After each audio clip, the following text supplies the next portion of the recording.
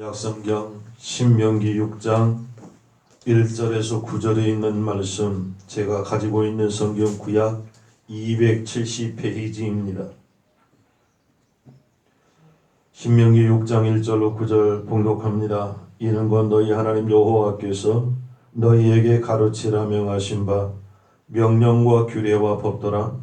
너희가 건너가서 얻을 땅에서 행할 것이니 곧 너와 네 아들과 네 손자로 평생에 네 하나님 여호와를 경외하며 내가 너희에게 명한 모든 규례와 명령을 지키게 하기 위한 것이며 또 네 나를 장국케 하기 위한 것이라. 이스라엘아 듣고 삼가 그것을 행하라. 그리하면 네가 복을 얻고 네 열조의 하나님 여호와께서 내게 허락하심 같이 젖과 꿀이 흐르는 땅에서 너의 수요가 심히 번성하리라. 이스라엘아 들으라. 우리 하나님 여호와는 오직 하나인 여호와시니 너는 마음을 다하고 성품을 다하고 힘을 다하여 네 하나님 여호와를 사랑하라. 오늘날 내가 내게 명하는 이 말씀을 너는 마음에 새기고 네 자녀에게 부지런히 가르치며 집에 앉았을 때이든지 길에 행할 때이든지 누웠을 때이든지 일어날 때이든지 이 말씀을 강론할 것이며 너는 또 그것을 네 손목에 매어 기호를 삼으며 네 미간에 붙여 표를 삼고 또 네 집 문설주와 바깥문에 기록할지니라. 아멘. 오늘도 좋으신 하나님의 은혜와 평강이 우리 안에 넘쳐나기를 주의 이름으로 축복합니다. 한 가난한 농부가 있습니다. 가난할지라도 철저하게 믿음 안에 살고 믿음으로 그 가정을 일구기를 간절히 원하며 노력하는 복된 가정이었습니다. 그런데 그 가정에 아들이 있습니다. 이 아들은 아버지로부터 아무것도 물려받지 못하고 일찍이 고학을 하며 성장을 하였습니다. 말이 고학이지 얼마나 고생이 많았을까요?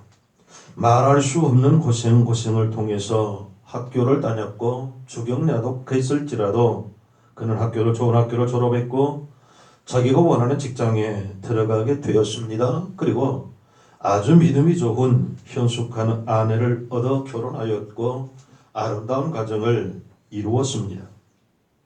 결혼을 하고 자식을 낳을 때까지도 아무것도 아버지로부터 물려받지를 못했습니다. 그런 아버지가 믿기도 하고 원망스럽기도 하였습니다. 아버지에 대한 불만이 가득 차 있었습니다. 설이나 추석 명절을 맞아서 온 식구가 고향에 내려가 부모님을 찾아뵙습니다. 그런데 이 아들은 기쁨이 없습니다. 어쩔 수 없는 의무였습니다. 고향을 찾아가서 아버지에게 형식적인 용돈 몇 푼만 쥐어드립니다. 스스로 생각합니다. 이것도 아버지가 자신에게 해주신 것에 비하면 너무나 후한 편이라고 스스로를 위로하고 생각하였습니다. 그런데 어느 명절을 마치고 서울로 돌아오는 열차 안에서 아내가 이런 말을 합니다. 여보, 당신은 어쩜 그렇게 아버님을 쏙 빼닮았어? 아버님도 당신이랑 똑같이 깔끔하고 매사에 빈틈이 없으시더라고요. 음식 하나 남기지 않으신 것 하며 저녁에 수도며 가스며 일어나서 일일이 다 확인하실 뿐만 아니라 경건하게 기도로 하루를 감사하고 주무시고 또 이른 새벽에 일어나서 교회에 나가 하나님께 기도하고 아무튼 아버님께 돈으로 계산할 수 없는 너무 좋은 것들을 당신은 물려받았으니 얼마나 행복하오? 라는 말이었습니다.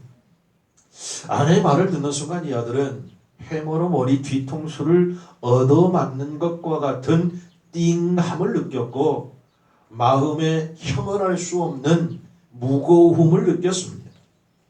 아들은 생각합니다. 돈으로 계산할 수 없는 유산들, 바른 생활, 경건한 신앙, 그거였구나. 세상에 물질적으로는 받은 것이 없지만은 내 아버지는 나에게 그런 좋은 유산들을 물려주셨음을 생각할 때 두 눈에 눈물을 흘릴 수밖에 없었고 이후로 진정한 효도를 드렸다라고 하는 이야기가 있습니다. 여러분, 신앙과 좋은 삶의 태도는 얼마든지 우리의 삶을 풍요롭게 만들 수 있습니다. 그래서 성경은 우리에게 금이나 은보다 더 귀한 것이 믿음이라 말씀하십니다. 믿음의 기반이 든든하면 그 가정에는 비록 가난할지라도 세상의 권력이나 부를 갖지 못하였을지라도 힘이 있습니다. 그들이 갖지 못한 아름다움이 있습니다. 웃음과 평안이 있음을 믿으시기 바랍니다. 사랑하는 성도 여러분, 우리의 가정을 이런 믿음으로 가꾸는 복된 은혜가 있기를 주의 이름으로 축복합니다. 보이지 않지만 사람을 더, 가정을 더 끈끈하게 풍성하게 해주는 그 가치가 바로 믿음 안에, 말씀 안에 있다는 사실입니다. 가정할 때 그 정자를 한문을 찾아보니까 정원의 정과 같은 글자였습니다. 가정과 정원은 같다라고 해도 잘못은 아닐 것입니다. 정성을 들여 가꾸고 보살피면 사시사철 아름다운 꽃과 향기 나는 그런 많은 꽃들이 자라나서 벌과 나비가 찾아오고 아름다운 새들이 깃들어 노래하지만 정성을 다해서 가꾸지 아니하면 결국은 잡초가 무성하여 보기 흉측한 정원이 되는 것과 같이 우리의 가정을 정성을 다하여 가꾸면 늘 평안이 있고 기쁨이 있고 만족과 즐거움과 웃음꽃이 피어난다는 사실입니다. 게랄드라고 하는 사람은 행복이란 우리 자신의 가정에서 자라나는 것이지 남의 집 정원에서 뽑는 것이 아니다 라고 그는 말합니다. 맞다, 그렇습니다. 행복한 가정은 어디에서 뽑아다가 우리의 가정으로 옮기는 것이 아닙니다. 온 가족이 한 마음으로 정성껏 가꿀 때에 우리의 가정은 아름다운 정원과 같은 복된 가정이 될 줄 믿습니다. 우리의 가정이 아름다운 정원으로 가꿔지기를 간절히 소원합니다. 어디에 가든 무엇을 하든 웃음꽃이 있고 평안이 있고 즐거움과 행복과 만족과 여유로움이 있는 복된 가정 되시기를 주의 이름으로 축복합니다. 그렇다면 그냥 되어질까요? 아름다운 가정, 행복한 가정 어떻게 만들 수 있을까요? 첫째로 온 가족이 하나님을 섬길 때 가능합니다. 세계 제2차 대전에 두 사람의 많은 주역들이 있지만 크게 두 주역이 있습니다. 한 사람은 그 세계 2차 대전을 일으킨 독일의 히틀러요. 또 한 사람은 그 히틀러를 제압한 미국의 아이젠하워입니다. 히틀러와 아이젠하워는 대서양을 사이에 두고 1889년에 같은 해에 출생을 하였습니다. 자랐습니다. 그런데 그들이 맺은 열매, 그들의 결과는 너무나 큰 차이가 있음을 역사는 말합니다. 히틀러는 전쟁광이 되어서 전 세계를 공포와 불안에 떨게 하였습니다. 그는 유태인 600만 명을 학살하였습니다. 그리고 나서 독일의 패전이 확실시되던 1944년 4월 30일에 독일 베를린의 한 벙커 안에서 50대의 그 젊은 나이에 스스로 목숨을 끊고 자살하였습니다. 그가 죽었다는 소식이 전 세계에 전해졌을 때에 세계 모든 사람들이 박수를 치며 그의 죽음을 환영하였습니다. 반면 아이젠하워는 유럽군의 총사령관으로 독일과의 전쟁을 승리로 이끌었던 인물입니다. 그가 1969년 80세 일기로 조용히 세상을 떠났음을 매스컴을 통해서 알게 되었을 때 많은 세계 사람들이 눈물을 흘리며 그의 죽음을 애도하고 슬퍼하였습니다.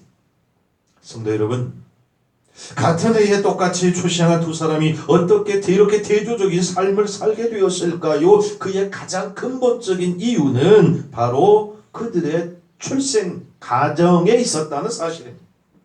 히틀러가 태어났을 때 히틀러의 아버지는 속미가 굉장히 급하고 술을 먹으면 주벽이 심해서 집에 들어오면 아내와 자식들을 폭행하고 구타한 일이 다반사였답니다.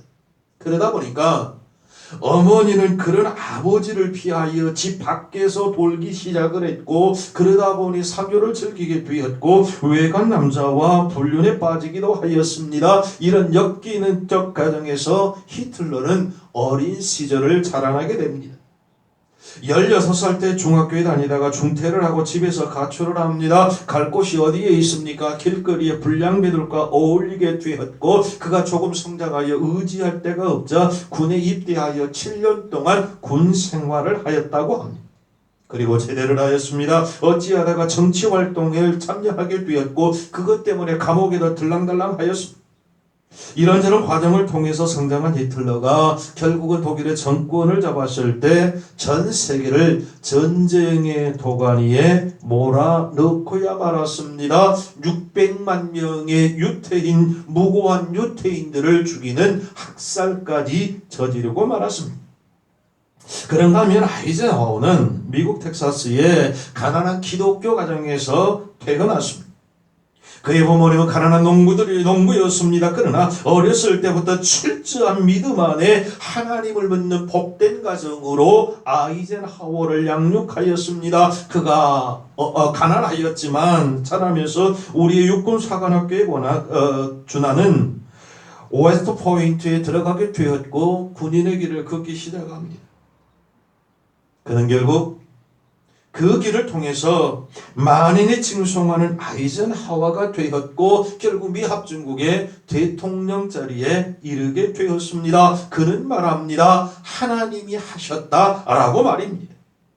하나님을 섬기지 않았던 히틀러의 가정은 불행의 연속이었습니다. 그러나 하나님을 철저하게 섬겼던 아이젠하워의 가정은 행복 그 자체였습니다. 많은 것을 가져서 행복한 것이 아니라 하나님이 함께 하실 때 행복함을 믿으시기를 바랍니다.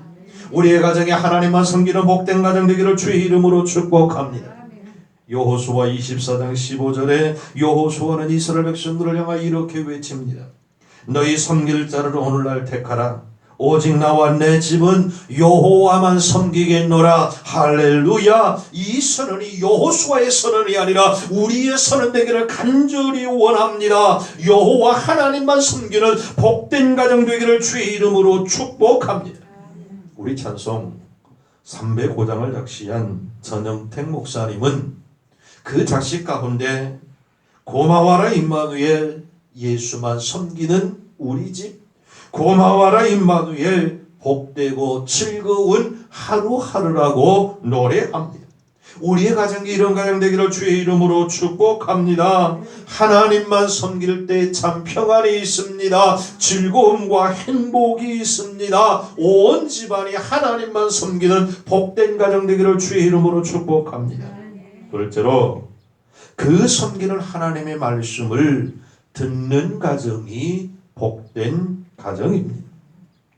1809년 가난하디 가난한 구두방 가정에 둘째 아이가 태어났습니다. 주위에서는 이 아이에게 별다른 관심을 보이지 않았습니다. 그러나 그 어머니는 아이의 미래를 내다보고 저녁 식사가 끝나면 그 아이를 무릎에 누이고 하나님의 말씀을 듣든지 안 듣든지 알아듣는지 안 듣든지 읽기를 즐겨하였습니다. 그런데 그 어머니는 이 아이가 9살 되던 해에 그만 풍토병에 걸려 세상을 떠나고 말았습니다.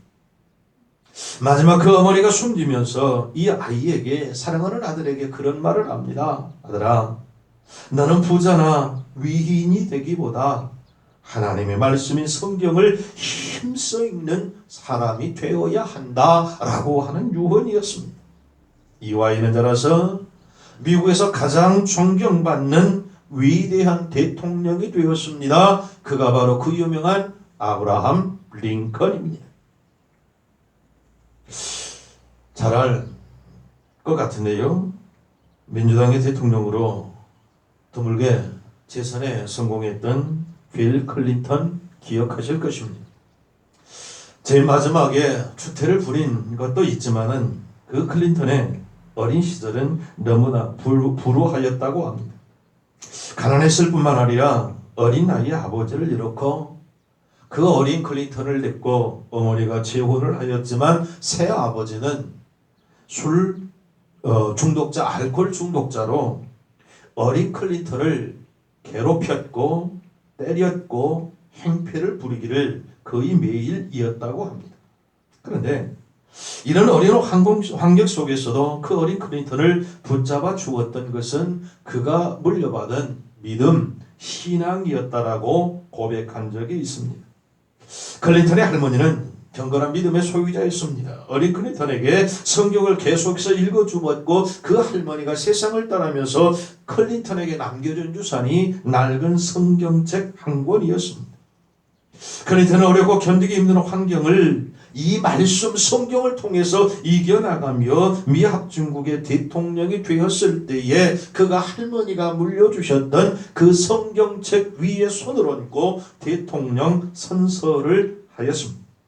여러분, 역사적으로 보면 위대한 사상이 담긴 책을 쓴 사람이나 위대한 사상적인 영향을 끼친 사람들 가운데 거의 대부분의 많은 사람들이 바로 하나님의 말씀 성경을 통하여 영향을 받았다는 공통점이 있음을 우리는 발견하게 됩니다. 미국에 가면 사우스 다코타주에 러시모어라고 하는 유명한 산이 있는데 화강암으로 된 산이랍니다.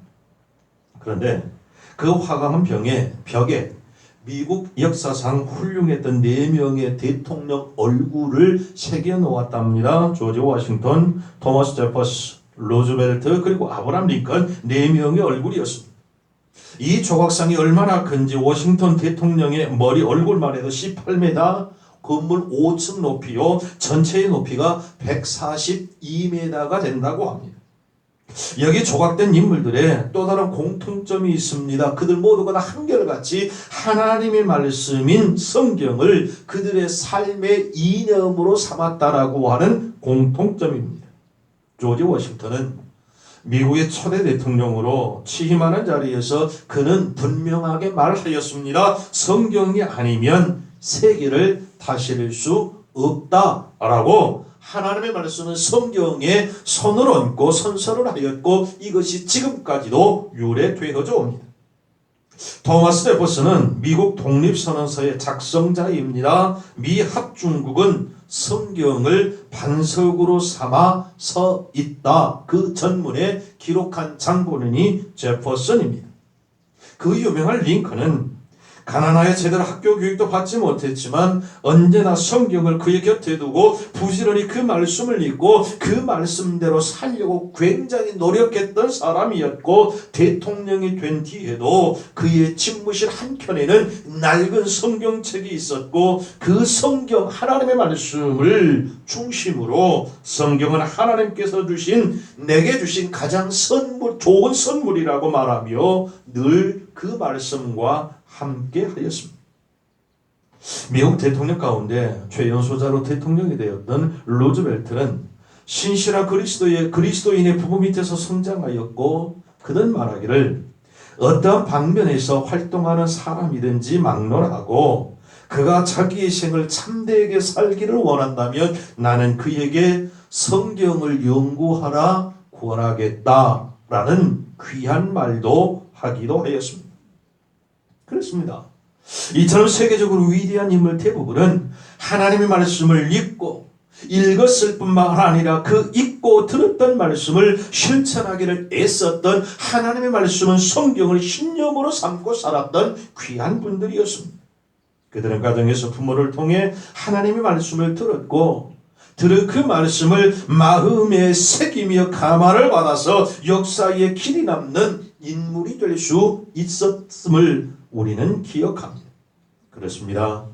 사랑하는 성도 여러분, 우리의 가정에 하나님을 모시기를 원합니다. 그 모신 하나님의 말씀을 읽고 들어서 그 말씀에 순종하는 우리 모두가 되기를 주의 이름으로 축복합니다.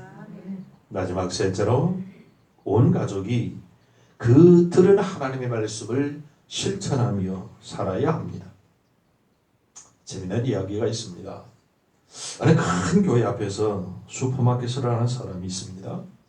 새로 부임해 온 목사님이 계셨는데 이 슈퍼마켓 주인이 만나는 사람들마다 입이 마르도록 양입술에 버금이 풀면서 그 목사님을 자랑하는 겁니다. 새로 오신 목사님이 설교를 굉장히 잘하신다는 겁니다. 얼마나 잘하는지 들어보라고. 오는 사람마다 하니까 어느 날 한 손님이 슈퍼 주인에게 물었습니다. 그날이 월요일 날이었던 듯 싶습니다. 목사님이 그렇게 설교를 잘하세요? 어제 그 목사님 설교가 무엇이었어요? 그랬더니 뻔뻔스럽게 표정 하나 변하지 않고 이 주인은 말합니다. 아, 저는 모르지요. 장사하는데 어떻게 교회 갈 수 있어요? 저는 간 적이 없어요. 예? 아니 그런데 어떻게 목사님이 설교를 잘하신 줄 그렇게 얘기하십니까? 그랬더니 이 가게 주인이 이런 말을 하더랍니다. 저 교회 다니는 사람들이 우리 가게 주 고객인데요. 외상값이 많아요. 그런데 그 외상값을 제때 주지 않고요. 늘 끌어요. 그런데요. 저 목사님이 새로 오시고 난 이후부터 외상값을 기가 막히게 갚아요. 그래서 외상값이 확 줄었어요. 그러니 목사님이 설교를 잘하시는 거 아니겠습니까? 얘기하더랍니다. 성도 여러분, 우리는 하나님의 말씀을 참으로 실천하는 복된 은혜가 있기를 간절히 소원합니다. 말씀은 지킴으로 복이 되기 때문이라고 성경은 말씀합니다. 요한계시록 1장 3절 이 예언의 말씀을 읽는 자와 듣는 자들과 그 가운데 기록한 것을 지키는 자들이 복이 있나니 때가 가까움이라. 아멘.